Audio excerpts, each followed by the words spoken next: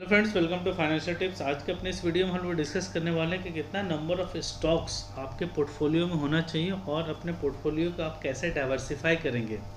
मतलब कितना number of stocks रखेंगे, कितना म्यूचुअल फंड्स रखेंगे। और म्यूचुअल फंड्स में भी खास करके इम्पॉर्टेंट है, अगर कोई आप फंड्स सेलेक्ट कर चुके हैं ऑलरेडी। फॉर एग्जांपल, अगर आपने लार्ज कैप का फंड चूज़ किया तो उसका भी पोर्टफोलियो चेक करेंगे और उस पोर्टफोलियो के हिसाब से आपके पोर्टफोलियो में कितना परसेंटेज एलोकेशंस होना चाहिए, उसको भी बारे में हम लोग कंप्लीट डिस्कशन करेंगे। तो चलिए शुरू करते हैं अपने इस वीडियो को। अगर आप मेरे चैनल पे पहली बार आएँ तो सब्सक्राइब करें और बेल आइकन प्रेस करें ताकि लेटेस्ट वीडियो का नोटिफिकेशंस आपको मिलता रहे। फॉर एग्जांपल के तौर पे अगर इन्फोसिस की बात करें तो इन्फोसिस यहाँ पर देखिए 20 सालों में ये अच्छा खासा रिटर्न दे चुका है। 13,500% यहाँ इसने रिटर्न दे चुका है। इसके अलावा डिविडेंड इनकम और स्टॉक स्प्लिट का बेनिफिट आपको मिला होगा, बोनस का बेनिफिट मिला होगा, मतलब नंबर ऑफ स्टॉक्स आपके पोर्टफोलियो में इंक्रीज़ कर गया होगा। तो यहाँ से अगर देखें कि अगर हम लोग अक्सर अपने ऑफिस में डिस्कशन करते हैं तो यार सॉफ्टवेयर कंपनी कोई अच्छी से खरीद लेते हैं। स्टार्टिंग में ही हम लोग इन्फोसिस, TCS, विप्रो इस तरह से ये मल्टी बैगर्स बन गए। तो मल्टी बैगर्स बनने के लिए हमें यहाँ पे एक तो पहला वेट करना पड़ता है और दूसरा एक सही स्टॉक्स का सिलेक्शन करना रहता है। आज के डेट में भी मल्टी बैगर्स स्टॉक्स बन रहे हैं, तो हमें क्या करना है, पहले गुड स्टॉक्स अपने पोर्टफोलियो में ऐड करना है। और कितना नंबर ऑफ स्टॉक्स ऐड करेंगे वो भी डिपेंड करता है, और कितना अमाउंट लगाएंगे वो भी बहुत मोस्ट इम्पॉर्टेंट थिंग है। और कितना अमाउंट लगाएंगे अपने सैलरी का, ठीक है, उसके बारे में भी आज हम लोग डिस्कस करेंगे अपने इस वीडियो में। सबसे पहला इम्पॉर्टेंट है कि आपके पोर्टफोलियो में 12 से 20 स्टॉक्स ही होने चाहिए, उससे ज़्यादा नहीं है। अच्छा, ये 12 से 20 जो स्टॉक्स मैंने सेलेक्ट किया है that is for long term investment purpose. यहाँ पे कोई भी swing trade, intraday, future option की बात मैं नहीं कर रहा, यहाँ पे सिर्फ लॉन्ग टर्म इन्वेस्टमेंट पर्पस की बात कर रहा हूँ। क्योंकि हम लोग स्टॉक मार्केट में फॉर एग्जांपल अगर मैं अपनी बात करूँ कि मैं ऑलरेडी एम्प्लॉय हूँ, है ना, जॉब है ऑलरेडी, वहाँ से एक एक्टिव इनकम आ रहा है और मैं अपना वेल्थ क्रिएट करने के लिए स्टॉक मार्केट में आया हूँ। ठीक है, तो अपना वेल्थ फॉर फ्यूचर प्लानिंग या फिर अर्ली रिटायरमेंट लेने के लिए जॉब से, तो यहाँ पे हम क्या करेंगे, वेल्थ क्रिएट करने के लिए स्टॉक मार्केट में आया हूँ। और हमें वेल्थ प्लानिंग के साथ, ठीक है ना, जैसे फॉर एग्जांपल अगर म्यूचुअल फंड्स की बात करें तो वहाँ 15 से 17% तो आपको वहाँ से रिटर्न मिल ही रहा है, तो स्टॉक मार्केट में क्यों आएंगे, है ना, शेयर्स, डायरेक्ट शेयर्स क्यों कर देंगे। तो डायरेक्ट शेयर्स हमें इसलिए खरीदना है क्योंकि यहाँ से हम एक्सपेक्टेड है कि यहाँ से रिटर्न म्यूचुअल फंड से ज़्यादा लेंगे। ठीक है ना, तो एक्सपेक्टेशन है यहाँ पर कि म्यूचुअल फंड से ज़्यादा रिटर्न लेना है और लॉन्गर पीरियड ऑफ टाइम के लिए आना है और for the creation of wealth.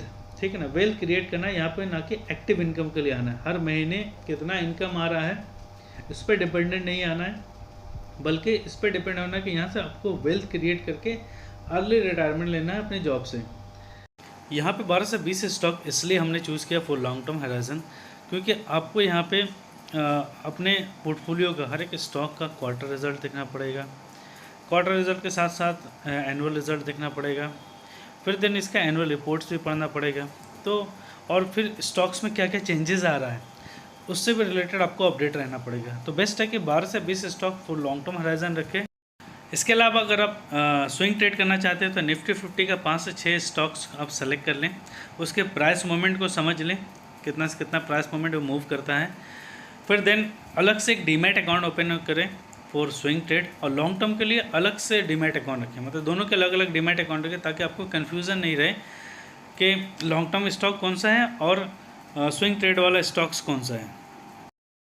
Next most important thing कि एक स्टॉक्स में आप कितना अमाउंट इन्वेस्ट करेंगे, इसके बारे में भी हम लोग डिस्कस कर लेते हैं। फॉर एग्जांपल जैसे मान लीजिए कि आप लोगों को 1 लाख इन्वेस्ट करना है। ठीक है, स्टार्टिंग में 1 लाख से आप शुरू करना चाहते हैं, आपने 10 स्टॉक सेलेक्ट किया है, तो इन 10 स्टॉक्स में अपने 1 लाख का 10% ईच स्टॉक्स में हम इन्वेस्ट करेंगे। ठीक है, तो यहाँ से हम लोग देख लेते हैं, never invest more than 10% of your total portfolio in one stock. एक स्टॉक में 10% से ज़्यादा नहीं लगाना टोटल पोर्टफोलियो का।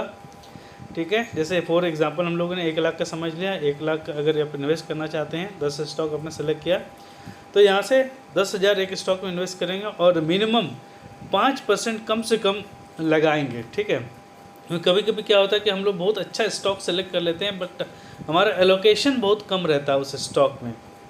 फॉर एग्जांपल अगर हम बताएं अपने पोर्टफोलियो का, तो मैंने स्टोव क्राफ्ट बाय किया था एट अराउंड 500, ठीक है ना। अमाउंट 10% ही लगाया था अपने पोर्टफोलियो का, या उससे ज़्यादा भी लगा दिया था। बट बीच में क्या हुआ कि 650 जैसे क्रॉस किया, मैंने अपना 50% उसमें प्रॉफिट गेन कर लिया। बट आज ये स्टॉक 750 से एबव चला गया है। इसीलिए यहाँ से समझ में आया कि कभी भी किसी स्टॉक में जल्दबाजी में प्रॉफिट गेन नहीं करें, ठीक है ना। वॉरेन बफेट भी यही कहते हैं। स्टार्टिंग में वो क्या करते थे कि थोड़ा सा प्रॉफिट होता था, वो स्टॉक्स को बेच देते थे, बट कुछ दिनों के बाद देखते थे कि स्टॉक और भी ऊपर चला गया।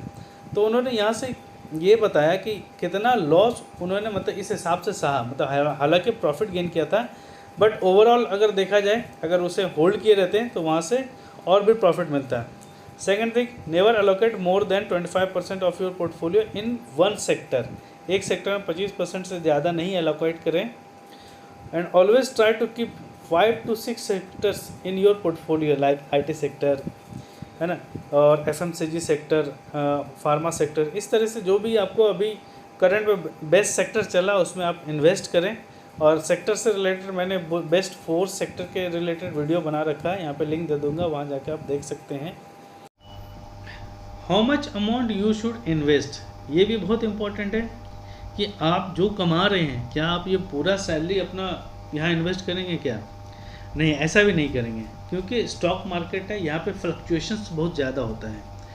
तो हम लोग उतना ही अमाउंट इन्वेस्ट करेंगे जितना जिसका हमें ज़रूरत नियर फ्यूचर में नहीं हो, ठीक है। फॉर एग्जांपल हमने यहाँ पे लिया है invest 10% of your total salary. मान लीजिए आपकी सैलरी सबसे लोवेस्ट शुरू करते हैं। अगर मान लीजिए 20 से 25 हज़ार आपकी सैलरी है तो 10% ऑफ निकाल लीजिए 20 से 25 हज़ार का। अगर 25 हज़ार सैलरी है तो 2,500 यहाँ पे इन्वेस्ट करेंगे। फॉर एग्जांपल अगर 50,000 सैलरी है तो 5,000 इन्वेस्ट करेंगे। मतलब उतना ही अमाउंट लगाएंगे जितना कि अमाउंट हमको तुरंत ज़रूरत नहीं है, उसको हम होल्ड कर सकते हैं 5 से 10 साल के लिए, ठीक है ना। हर एक महीने अपने सैलरी का 10% हिस्सा निकालेंगे, अलग करेंगे, और मार्केट में इन SIP इन्वेस्ट करेंगे, या फिर मार्केट के क्रैश होने का वेट करेंगे। जब मार्केट गिरेगा तब अपने चुनिंदा स्टॉक्स में SIP में इन्वेस्ट करेंगे। ये मेरा खुद का फॉर्मूला है, इसी हिसाब से मैं इन्वेस्ट करता हूँ। यहाँ पे हम लोग अपना इन्वेस्टमेंट अमाउंट भी हर साल इंक्रीज़ करते जाएंगे जैसे जैसे हमारी सैलरी इंक्रीज़ करेगी। और सबसे इम्पोर्टेंट, कुछ लोग म्यूचुअल फंड्स में भी इन्वेस्ट कर देते हैं और स्टॉक्स भी वही सेलेक्ट करते हैं जो कि म्यूचुअल फंड में ऑलरेडी है। फॉर एग्जांपल जैसे मान लीजिए आपने axis large cap fund choose किया, ठीक है, एक्सिस ब्लू चिप फंड में इन्वेस्ट किया है, ठीक है ना, म्यूचुअल फंड है ये। और इसमें देखिए अगर यहाँ पे टॉप स्टॉक्स होल्डिंग देखें, इन्फोसिस है 9.79%, HDFC 8.9%, बजाज फाइनेंस 8.67%, TCS 7.19%। इसी तरीके से अगर आप देखें कैप में अगर इसने 94.88% लगा है, मिड कैप में ओनली 1%, स्मॉल कैप में 0, अदर में 0 है। और फाइनेंशियल्स में इसका देखें 36.89%, टेक्नोलॉजी में 18.41%, सर्विसेज में 6.33% और हेल्थ केयर में 6.01% लगाया है। इसका डिटेल पोर्टफोलियो चेक करेंगे तो इन्फोसिस पे 9.79, HDFC 8.9, इसी तरह एवेन्यू सुपरमार्ट, डी मार्ट जैसी 6.04, Kotak Mahindra bank 5.01, Reliance industry 4.67, HDFC 4.47। इस तरीके से मान लीजिए आपने कोई एक म्यूचुअल फंड चूज़ कर रखा है और इसके अलावा भी आपने क्या किया है, स्टॉक्स यहाँ से सेलेक्ट कर लिया है, इन्फोसिस ले लिया, HDFC ले लिया, बजाज फाइनेंस ले लिया, TCS ले लिया। अब यहाँ पे हमें क्या ध्यान रखना है, क्योंकि ऑलरेडी हम म्यूचुअल फंड्स के थ्रू यहाँ पे इन्वेस्टेड हैं तो अलग से स्टॉक्स लेने की क्या ज़रूरत है, ठीक है ना। परसेंटेज एलोकेशन देखिए आप कितना लगा रखे हैं, तो बेहतर है कि इसके अलावा जो स्टॉक्स हैं उसमें आप एलोकेट कीजिए, ठीक है। जैसे मान लीजिए ये तो इक्विटी की बात होगी, है ना। अगर डेप्थ फंड में इन्वेस्ट करना चाहते हैं तो डेप्थ फंड आप सेलेक्ट कर लीजिए अलग से, ठीक है। लेकिन depth fund for short period of time के लिए चूज़ करेंगे, 3 to 5 years. Mutual fund generally more than 5 years के लिए सेलेक्ट करते हैं, ठीक है। तो डेप्थ फंड क्या चूज़ करेंगे, अप टू 3 ईयर्स के लिए चूज़ करेंगे। 3 साल के लिए अगर आप चाहें तो डेप्थ फंड चूज़ कर सकते हैं। कितना नंबर ऑफ म्यूचुअल फंड्स आप अपने पोर्टफोलियो में रखेंगे, इससे रिलेटेड मैंने ऑलरेडी वीडियो बना रखा है, यहाँ पे लिंक दे दूँगा और आई बटन दे दूँगा, वहाँ पे जाके आप देख सकते हैं। नेक्स्ट आ गया बॉन्ड्स। बॉन्ड्स में आप तभी इन्वेस्ट करें जब AAA रेटेड हो, ठीक है ना। AAA रेटेड हो तब आप बॉन्ड्स में इन्वेस्ट करें।